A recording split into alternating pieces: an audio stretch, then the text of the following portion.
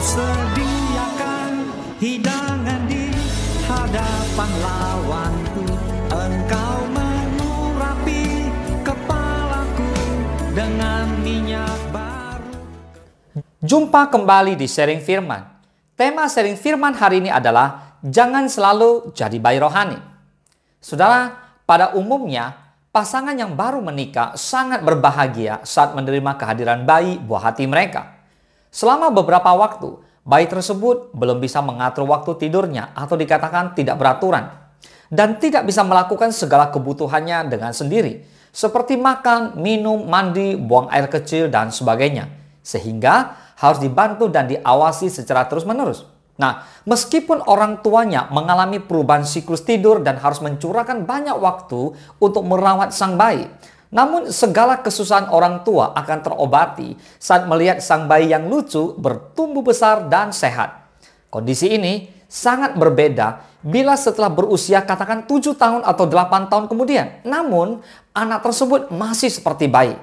Karena hal itu menunjukkan pertumbuhannya tidak normal dan akan menyulitkan orang tuanya.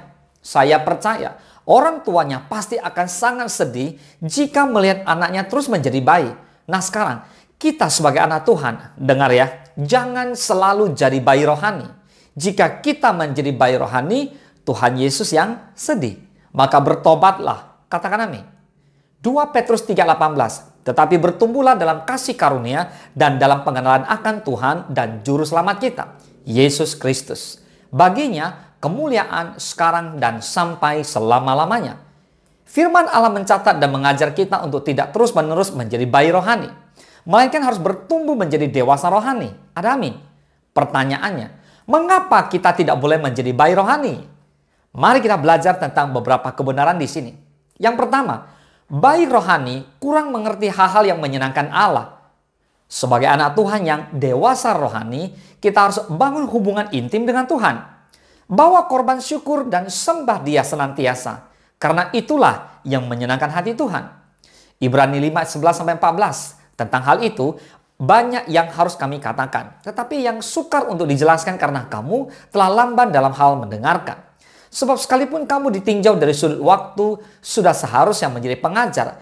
Kamu masih perlu lagi diajarkan asas-asas pokok dari pernyataan Allah. Dan kamu masih memerlukan susu, bukan makanan keras. Sebab barang siapa masih memerlukan susu, ia tidak memahami ajaran tentang kebenaran. Sebab ia adalah anak kecil. Tetapi makanan keras adalah untuk orang-orang dewasa yang karena mempunyai panca indera yang terlatih untuk membedakan yang baik daripada yang jahat. Lihat saudara, seorang bayi rohani tidak bisa menerima makanan yang keras. Mereka akan terfokus pada apa yang menyenangkan hatinya sendiri dan apa yang Allah lakukan baginya. Mereka tidak dapat berpikir tentang hal-hal yang dapat dilakukannya untuk menyenangkan hati Tuhan. Nah, harusnya kita menyenangkan hati Tuhan dan kita melayani Tuhan. Bukan sebaliknya. Tuhan yang menyenangkan hati kita, bahkan Tuhan pula yang melayani kita. Saudara, ciri bayi rohani dalam kehidupan sehari-hari adalah mereka gampang ngambek dan tersinggung. Ini membuktikan mereka belum bertumbuh dewasa rohani. Yang kedua, bayi rohani tidak mencerminkan gaya hidup kerajaan sorga.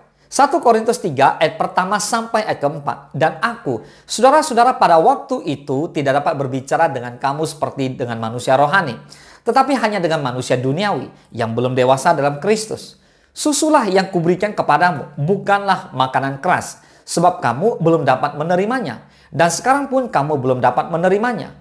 Karena kamu masih manusia duniawi. Sebab jika di antara kamu ada iri hati dan perselisihan, bukanlah hal itu menunjukkan bahwa kamu manusia duniawi dan bahwa kamu hidup secara manusiawi. Karena jika yang seorang berkata, aku dari golongan Paulus, dan yang lain berkata, aku dari golongan Apolos, bukankah hal itu menunjukkan bahwa kamu manusia duniawi yang bukan rohani? Saudara, seorang bayi rohani akan senang hidup dipenuhi dendam, kebencian, dan perselisihan. Mereka juga suka menonjolkan golongannya, organisasinya, dan merasa diri lebih benar dari orang lain. Makanya bayi rohani disebut juga sebagai manusia duniawi. Oke? Nah, yang ketiga, bayi rohani kurang dapat mengenal Allah secara sempurna. Mereka suka merengek-rengek seperti seorang anak kecil, memandang orang tuanya baik jika semua yang mereka minta dituruti. Mereka tidak dapat memahami maksud didikan orang tuanya melalui setiap keadaan yang terjadi. Saudara, Tuhan menghendaki setiap orang percaya mengalami pertumbuhan rohani. Amin. Dan biarlah kita bertumbuh dalam pengenalan yang benar akan Tuhan kita Yesus Kristus. Sehingga kita tidak terseret ke dalam kesesatan oleh orang-orang yang hidupnya menyimpang dari kebenaran. Serta kita tidak kehilangan pegangan hidup yang teguh. 2 Petrus 3:17 dikatakan, tetapi kamu, saudara-saudaraku yang kekasih, kamu telah mengetahui hal ini sebelumnya. Karena itu waspadalah, supaya kamu jangan terseret ke dalam kesesatan orang-orang yang tak mengenal hukum dan jangan kehilangan peganganmu yang teguh. Saudara, jika keadaan kerohanian kita masih seperti bayi rohani, tinggalkanlah segala hal yang membuat kita tidak bertumbuh. Sebab dengan menjadi dewasa rohani, hati Tuhan disenangkan.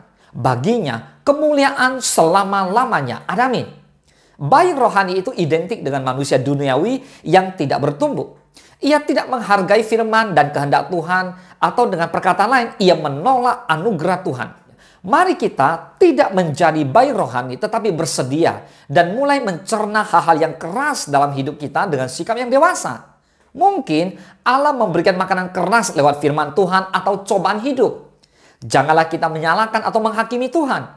Tuhan ingin membentuk karakter kita, maka kita harus beranilah mengkonsumsi makanan keras serta berani melakukan komitmen dalam keluarga, pekerjaan, dan pelayanan. Tuhan memanggil kita dalam 3 area ini. Dalam keluarga, pekerjaan, dan pelayanan. Nah, dalam pelayanan, kalau Tuhan yang mengutus aku, maka aku akan mengerjakan dan tidak akan meninggalkannya. Kita harus bisa melihat dalam konteks Allah yang mempercayakannya kepada kita. Mari kita belajar berani dan berkata tidak pada karakter negatif, gaya hidup dan kebiasaan yang tidak benar, serta mulailah hidup dengan kebiasaan yang lebih positif.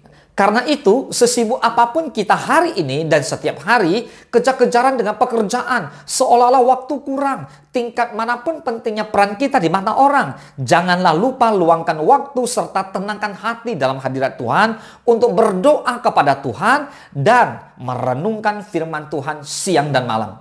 Biarlah firman Tuhan mengalir, mengisi tangki hati kita. Dengar-dengaranlah akan kehendak Bapa kita yang akan Dia nyatakan lewat suaranya yang halus dan merdu melalui sapaan firman-Nya setiap hari. Oleh firman Tuhan kita dikuatkan, diteguhkan, dihiburkan, dan dipuaskan. Rasakan dan yakinilah itu. Katakan amin. Tuhan Yesus memberkati. Ku sembah Kau Tuhan, ku sembah Kau Yesus, ku tinggikan nama-Mu di atas segalanya. Ku sembah Kau Tuhan, ku sembah Kau Yesus, ku tinggikan nama-Mu di atas